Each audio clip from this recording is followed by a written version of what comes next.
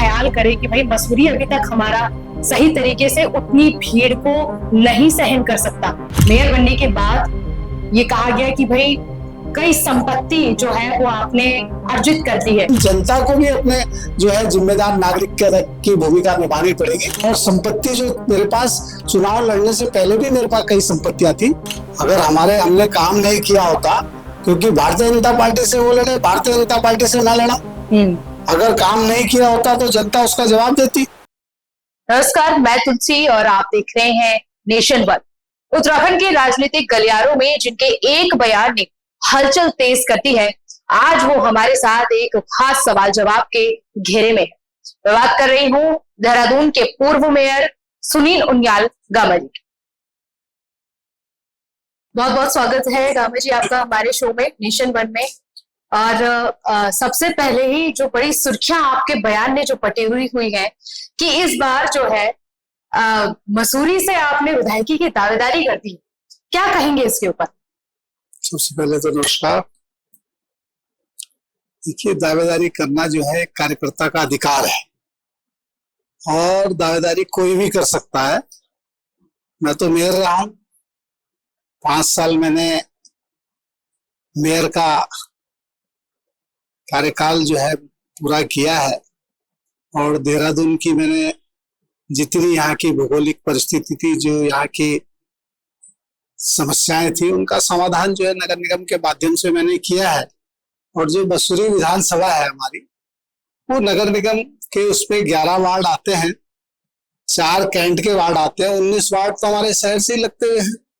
तो इसलिए जो मेरा निवास है वो भी मसूरी विधानसभा में, इसलिए मैंने कहा कि जो है मसूरी से, और मैंने पहले भी प्रयास किया था मसूरी के लिए, लेकिन पार्टी ने मुझे 2018 में मेयर बनाया।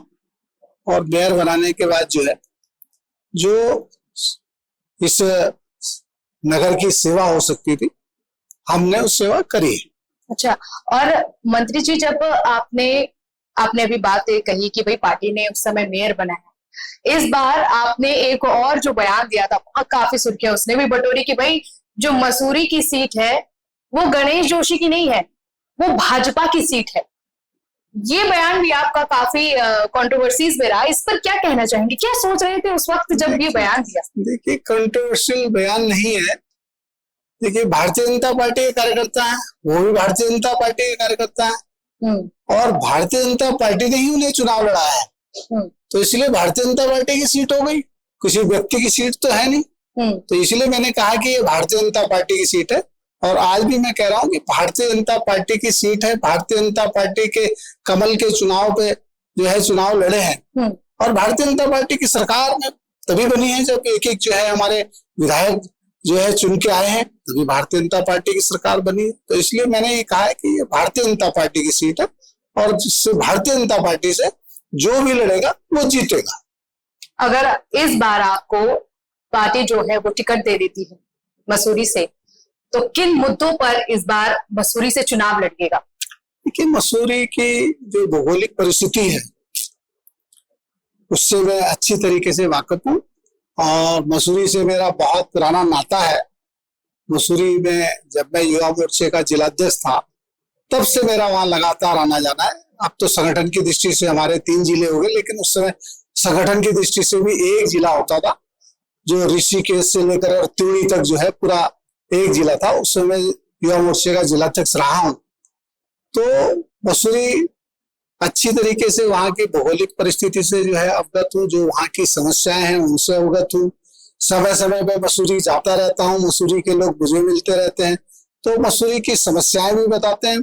और जो मेयर रहते हुए जो हमारा नगर निगम का क्षेत्र था, वहां तो हमने काम किया ही है, लेकिन मेयर के नाते हमने जो मसूरी की विधानसभाएं जब हमारे पास आती थी, तो उसका भी हमने समय समय पर उनका समाधान किया है।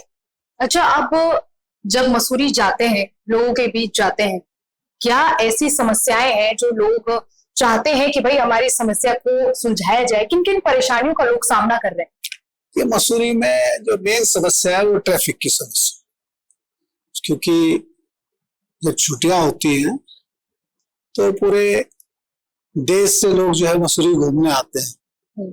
और अब जैसे हमारी देहरादून दिल्ली की दूरी जो है 2-2.5 घंटे की हो गई, लेकिन देहरादून तो पहुंच जाते हैं 2-2.5 घंटे में, लेकिन उससे ज्यादा समय मसूरी पहुंचने में लगता है। तो इसलिए ट्रैफिक की सबसे बड़ी समस्या वहां ट्रैफिक की है, पानी की समस्या है, वहां पार्किंग की समस्या है, ऐसी समस्याएं हैं वहां के। पानी की भी कुछ समस्या का कुछ समाधान हुआ है अभी, बाकी पानी का भी काफी समस्या है वहाँ। और रेडी पटरी वालों की समस्या है, रेडी पटरी वाले वहाँ जो है पहले माल रोड पे बैठते थे, अब जो है उनको वहां से हटा दिया गया है।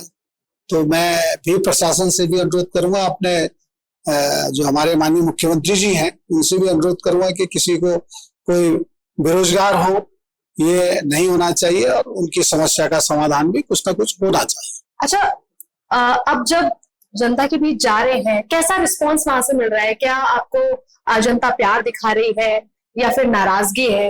क्या दिख रहा है? देखिए, अगर जनता का रिस्पांस ना मिले तो आगे आदमी कैसे बढ़ेगा? जनता का रिस्पांस मिल रहा है इसलिए धीरे धीरे आगे बढ़ रहा हूँ। अभी मैं जब भी मसूरी जाता हूँ, जब मैं फर्स्ट बार अभी इस चुनाव की सरगर्मी के लेके जो मसूरी गया था, तो जो मेरे पुराने मित्र हैं वहां 60-70 की संख्या में जो है मुझसे मिलने आए, और उन्होंने कहा कि आप जो है तैयारी कीजिए। तो मैं तैयारी कर रहा हूँ, लेकिन साथ साथ तैयारी के साथ साथ पार्टी से भी अनुरोध करूंगा कि पार्टी मुझे जो है मसूरी से जो है एक मौका मुझे भी दे, और मौका देगी तो निश्चित रूप से हम भी जीतेंगे और ऐतिहासिक वोटों से जीतेंगे, ऐसा मैं पार्टी से अनुरोध कर रहा हूँ। अच्छा, अब जब आप पार्टी से ये अनुरोध कर ही रहे हैं कि आप भाई मसूरी से मुझे टिकट दिया जाए, तो ऐसी कौन सी चीज है, ऐसी कौन सी बातें हैं जो भाई गणेश जोशी जी इतने लंबे समय के कार्यकाल में नहीं कर पाए, वो आप करके दिखाएंगे? देखिए, गणेश जोशी ने भी काम किया, हम ये नहीं कहेंगे कि, क्योंकि गणेश जोशी भारतीय जनता पार्टी के ही विधायक हैं और भारतीय जनता पार्टी की सरकार है, लेकिन कुछ काम, अब जैसे मैं नगर निगम में था तो नगर निगम में मैंने कुछ काम किए। अब 2018 में मुझे मौका मिला, लेकिन 25 में जो है हमारे सौरभ भाई को मौका मिला। तो जब सौरभ को मौका मिला तो हमने भी उनको भी जिताया, लेकिन जो हमारे काम थे, जो हमने शहर को जो है एक स्वच्छ दून सुंदर दून बनाने के लिए जो हमने संकल्प लिया था, उस ओर हम काम कर रहे थे। तो निश्चित रूप से जो हमने एक साल के अंदर जो 50 किलोमीटर की मानव श्रृंखला बनाई थी, और स्वच्छता के लिए हमने सब शहर वासियों से संकल्प लिया था कि हम शहर को स्वच्छ रखेंगे, शहर को सुंदर बनाएंगे। तो 1,28,000 लोगों ने उस कार्यक्रम में सम्मिलित हुए। तो कुछ काम हमारे जैसे नगर निगम में मेरे टाइम के जो है अब पार्क बन के तैयार हो रहे हैं, वो पैसा उस समय आया था, हमने उसके लिए प्रयास किया था, तो पैसा हमारा तो बन के तैयार हो रहे हैं। तो ऐसे कुछ काम है जो, जैसे पानी की समस्या वहां है, अब पार्किंग की सबसे बड़ी जटिल समस्या वहां पार्किंग जो बन गई वो बहुत दूर है। तो लेकिन पार्किंग की समस्या भी जो हमारा रोपवे बन के तैयार हो जाएगा तो काफी हद तक जो है हमें रोपवे से भी जो है पार्किंग की समस्या का समाधान होगा। लेकिन पार्किंग की व्यवस्था वहां करनी पड़ेगी, अगर पार्किंग की व्यवस्था नहीं होगी तो 24 घंटे वहां जाम ही रहेगा। लेकिन अभी आदरणीय हमारे नरेंद्र मोदी जी आए थे और उन्होंने वैकल्पिक पार्कों की घोषणा करी है, तो वैकल्पिक पार्क हमारे बन के तैयार हो जाएंगे। तो मुझे लगता है कि पार्किंग से लेकर रोड जो ये जो घंटों घंटों जाम में जूझना पड़ता है, उससे भी नहीं जूझेंगे और इस समस्या का समाधान होगा।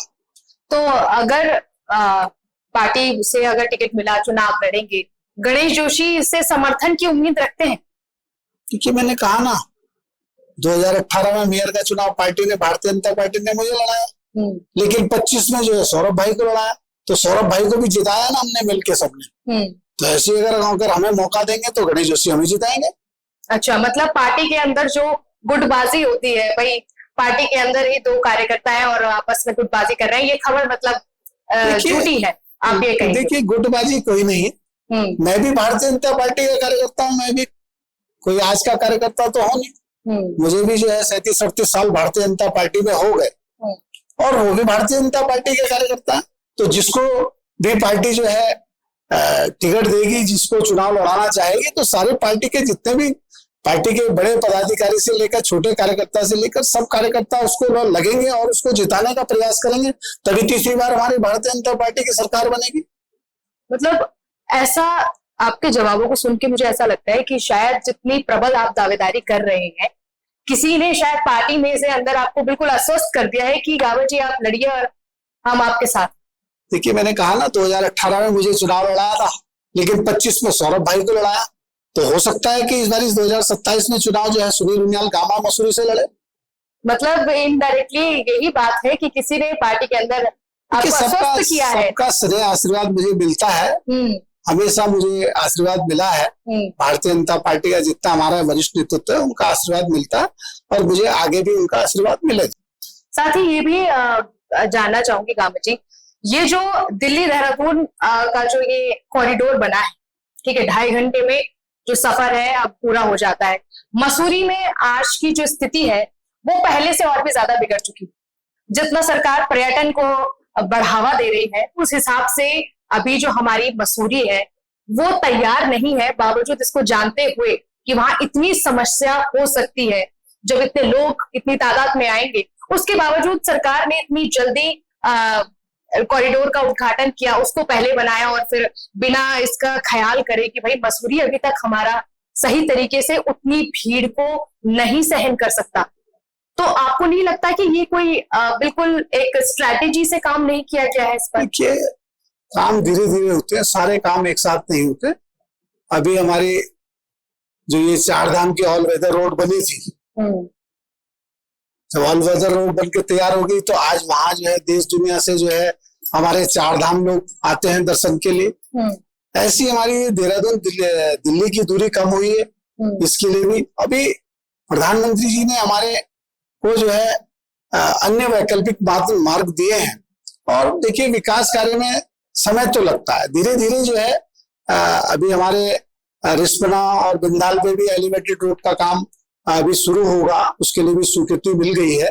ऐसी ऋषिकेश में भी जो है उन्होंने एक रिंग रोड बनाया है, जिससे 4 धाम के यात्री जो जगह जगह जाम में फंसते हैं वो जाम में नहीं फंसेंगे। ऐसी हमारी मसूरी के लिए भी उन्होंने हमें एक वैकल्पिक मार्ग दिया है, जो मसूरी से भी उसको जो है राहत मिलेगी और जो हमारे यमुनोत्री जाने वाले और गंगोत्री जाने वाले श्रद्धालु हैं उनको भी उससे राहत मिलेगी। तो ऐसे धीरे धीरे काम जो है, सारे काम एक साथ नहीं होते, लेकिन धीरे धीरे जो है मुझे लगता है कि सब काम समय समय पर हो रहे हैं। अच्छा, नहीं मंत्री जी, मैं ये पूछना चाहती हूँ कि धीरे धीरे सारे काम तो होंगे, पर ये जो निर्णय लिया गया है ये कुछ स्ट्रैटेजी से नहीं लिया गया, नहीं लगता आपको ऐसा नहीं है। अभी देखिए, देहरादून की जो स्थिति है हमारी, देहरादून की सड़कें तो हमारी हुई है, कुछ तो जिम्मेदारी आम नागरिक की भी बनती है कि हम इसको कैसे संभालें। हमारे घर में जो है सबके घरों में 2-2 4-4 गाड़ियां हैं, तो ये भी एक समस्या है। अगर हम इस चीज को जो है जनता इसको करे कि नहीं हम ट्रैफिक व्यवस्था ठीक करेंगे।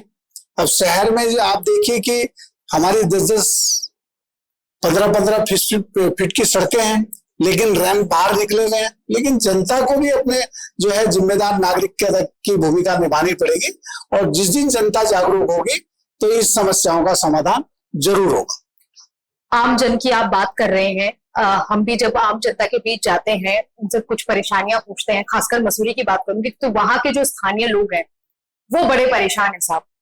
उनका कहना यह है कि दिल्ली देहरादून हाईवे तो बना दिया, सब कुछ कर दिया, पर यहाँ से जो बाहर के लोग आते हैं कचरा करते हैं, पहाड़ों पर गंदगी फैलाते हैं, इतना ज्यादा ट्रैफिक है कि हम अपने घरों में हाउस अरेस्ट होने को मजबूर है, हम बाहर नहीं निकल सकते। क्या कहेंगे इसके ऊपर? देखिए, ऐसा मैंने कहा ना कि सबको अपनी जिम्मेदारी जो है समय समय पर जो है अपनी जिम्मेदारी निभानी पड़ेगी।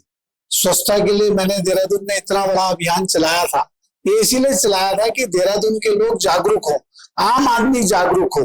आम आदमी जिस दिन जागरूक होगा उस दिन मुझे लगता है कि स्वच्छता की भी समस्या का समाधान होगा और जो समस्याएं हैं उनको जो है हम आपसी समावेश से जो है उन समस्याओं का समाधान करेंगे। ठीक है, अब आगामी चुनाव के लिए मैं चाहूंगी, आप क्या कहना चाहेंगे जनता से? देखिए, मेरा देहरादून की जनता का आशीर्वाद मुझे भरपूर जो है मिलता है अभी जब 2018 में मैं नगर निगम का चुनाव लड़ा था तो उस समय मुझे अपार स्नेह प्यार उनका मिला और 5 साल लगातार मिला। जब जब मैंने जो अभियान नगर निगम के माध्यम से चलाए, चाहे हमने स्वच्छता का चलाया, चाहे हमने जो हमारा हाउस टैक्स जो है, जो उसकी जो पहले हमारा 17 करोड़ रुपए आता था उसको हमने 65 करोड़ में पहुंचाया, ऐसे हमने प्लास्टिक के लिए अभियान चलाया, ऐसे हमने जो है जो हमारा ये नया क्षेत्र हमारा जुड़ा था, ये नगर निगम में जो है जो हमारे 72 गांव इसमें जुड़े थे, जो मेरा जब मैं मेयर बना था तो उस समय 72 गांव जुड़े थे, तो वहाँ बिजली की समस्या थी, वहाँ पानी की समस्या थी, वहाँ सीवरेज की समस्या थी। लेकिन जब वो नगर निगम में जुड़ गया तो 65,000 लाइटें तो हमने लगाई पूरे जो हमारा शहर का जितना हिस्सा है उससे अलग 65,000 लाइटें हमने वहां लगाई, हमने 6,000 बिजली के पोल लगाए। तो ऐसी जो है जनता का आशीर्वाद जो है लगातार मुझे मिलता है और मुझे लगता है कि अगर मसूरी से मुझे भारतीय जनता पार्टी का आदेश होगा तो जनता का आशीर्वाद मुझे हमेशा मिलता है, ऐसा ही आशीर्वाद मुझे मिलेगा। अच्छा, इन्हीं बातों पे एक आखिरी सवाल मैं ये पूछना चाहूंगी गामा जी कि आपकी जो हिस्ट्री है, बैक हिस्ट्री, हम सब जानते हैं किस तरीके से आपने शुरुआत की थी, क्या क्या आपने मुश्किलें आपने अपनी जिंदगी में झेली, और अब मेयर बनने के बाद ये कहा गया कि भाई कई संपत्ति जो है वो आपने अर्जित कर ली है। मेयर बनने के बाद ये कहा गया कि भैया गामा जी के नाम तो फलाना जमीन है, ये जमीन है, वो जमीन है। इन आरोपों पर क्या कहना चाहेंगे? देखिए, जो जब मैं चुनाव लड़ रहा था तो उस समय भी मैंने अपनी जितनी संपत्तियां थी वो घोषित करी थी, है ना, जितनी संपत्ति घोषित करी थी। तो लेकिन क्या है कि जो राजनीतिक व्यक्ति होता है वो एक बहुत सॉफ्ट कॉर्नर है उस पर आरोप लगाना, तो आरोप प्रत्यारोप लगते रहते हैं, लेकिन आदमी को अपने आप को लगना चाहिए कि मैं ठीक काम कर रहा हूँ। और संपत्ति जो मेरे पास चुनाव लड़ने से पहले भी मेरे पास कई संपत्तियां थी, तो ऐसा नहीं है, लेकिन मैं बहुत जीरो से शुरू होके जो है मैंने अपना व्यापार भी शुरू करा, राजनीति भी मैंने जीरो से शुरू करी है। और आरोप प्रत्यारोप तो जो है राजनीति में लगते रहते हैं, इसकी बहुत ज्यादा मुझे लगता है कि परवाह नहीं करनी चाहिए। जनता का आशीर्वाद मिलना चाहिए, जनता का आशीर्वाद मुझे लगातार मिल रहा है। मगर सुनने में ये भी आया कि उस वक्त जनता आपके काम से सहमत नहीं थी, काफी विरोध भी किया गया कि भाई ये काम जो है वो सही नहीं हो रहा है। अब और तब में रिस्पॉन्सेज कितना अंतर महसूस करते हैं? देखिए, ये तो जनता बताएगी। अगर हमारे काम से संतुष्ट नहीं होती तो जितने वोटों से हम जीते थे उससे 3 वोटों से भाई हमारा सौरभ भाई जीता है। अगर हमने काम नहीं किया होता, क्योंकि भारतीय जनता पार्टी से वो लड़े, भारतीय जनता पार्टी से ना लड़ा, अगर काम नहीं किया होता तो जनता उसका जवाब देती। लेकिन जनता ने जो हमने जो काम किए थे उसी का रिजल्ट है, उसी के परिणाम है कि हमारा मेयर जो है ऐतिहासिक वोटों से जीता है। नहीं, ये तो चलिए एक चेंज की बात होती है। पहले आप मेयर थे, अब वो मेयर है ना। एक व्यक्तिगत चीज है ये कि भाई हमने पार्टी को तो जिताया मगर प्रत्याशी को नहीं जिताया, ये एक बड़ी बात है। देखिए, पार्टी, मैं तो पहले ही कह रहा हूँ कि सब भारतीय जनता पार्टी के प्रत्याशी, भारतीय जनता पार्टी के चुनाव पे जो है, कमल के चुनाव पे चुनाव लड़े हैं, हम भी उसी में लड़े थे, वो भी उसी में लड़े। तो लेकिन क्या है कि पार्टी, अब आपने देखा देश इस समय जहां जहां भारतीय जनता पार्टी की सरकारें नहीं है वहां भारतीय जनता पार्टी की सरकार बन रही है, क्योंकि माननीय प्रधानमंत्री नरेंद्र मोदी जी की इतनी लोकप्रियता है कि लोग जो है भारतीय जनता पार्टी पे विश्वास करते हैं। तो ऐसे ही जो है जब आदमी राजनीति करता है तो उसमें कहीं ना कहीं जो है जनता का आशीर्वाद अगर उसको मिलता है तो बाकी चीजों की कोई परवाह नहीं करना चाहिए। तो क्या अब आगामी चुनाव में सुनील उनियाल गामा जी इतनी लोकप्रियता अर्जित कर पाएंगे कि मसूरी से जो है चुनाव जीतेंगे? देखिए, भारतीय जनता पार्टी का आशीर्वाद मिलेगा तो जनता भी आशीर्वाद देने के लिए तैयार है। अभी मुझे जब मैं मसूरी और भरमण पे जाता हूँ तो मुझे लगातार आशीर्वाद भी मिलता है और मेरा मनोबल भी बढ़ाते हैं। तो इसलिए उस चीज की बहुत ज्यादा मुझे लगता है कि चिंता नहीं है। जनता का आशीर्वाद सदैव सदैव मुझे मिलता है और वो मुझे मिलेगा। बहुत बहुत शुक्रिया सर। नमस्कार। तो ये थे हमारे साथ सुनील उनियाल गामा जी, जिनसे आज हमने ढेर सारे सवाल पूछे। दावेदारी तो कर रहे हैं मसूरी से विधायकी की सीट के लिए, मगर क्या भारतीय जनता पार्टी उनको टिकट देगी या नहीं, ये तो समय ही बताएगा। ऐसी खबरों के लिए देखते रहिए नेशन 1। धन्यवाद।